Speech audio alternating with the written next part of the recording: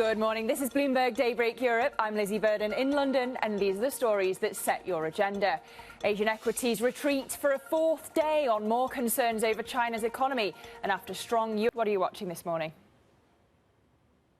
Hey, exactly what you were just looking Programme. Time now, though, for our morning roundtable with, as always, Bloomberg's Valerie Teitel. And this morning, we're joined by Michael Winfrey. Welcome to you both.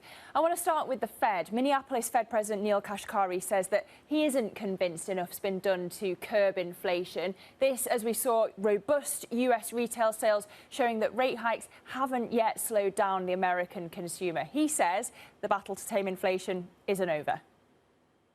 Right. Valerie, let's bring you in. What's your take on these US retail sales figures? A great set of data, beats across the board for the Open Society Foundations, the charity billionaire George Soros founded, says it plans to end part of its work within the European Union.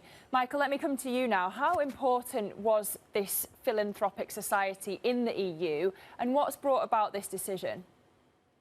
Well, it's quite enormously important. For that update on OSF. Interesting to hear that extra detail on why they're looking to exit the EU. Thank you for that.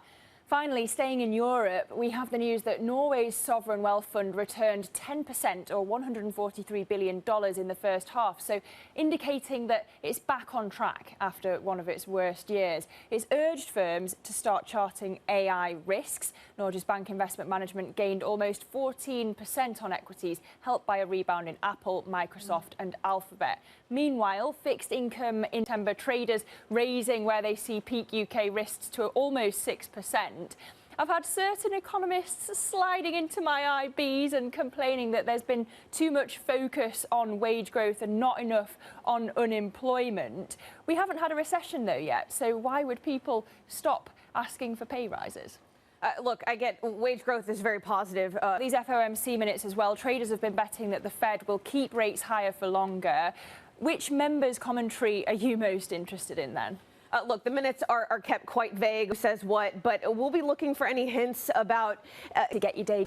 Welcome back to Bloomberg Daybreak Europe. Now, a sell-off in Chinese assets is continuing as concerns over economic growth mount. That's after a slew of disappointing Asia markets joins us now. Paul, China's facing some grim milestones. Is it inevitable that we're going to reach them in the coming sessions? Well, yes, kind of like if you look across both the... For global markets? Yeah, so I think that, China affects global markets in... A lot of interest in the words real yields at the moment. It seems to be the buzzword of the day. Why the sudden interest? Yeah, so I think what we've seen really... Asia markets. Coming up, Ukraine's energy minister says his country's preparing for... Welcome back to Bloomberg Daybreak Europe. Now, European natural gas futures spiked yesterday for the second time in less than a week. That's as tensions run high, preparing for another hard winter as the war with Russia grinds on. In an exclusive interview, German Galashenko told us that Kyiv is expecting more inflows of gas from its European partners. Take a listen.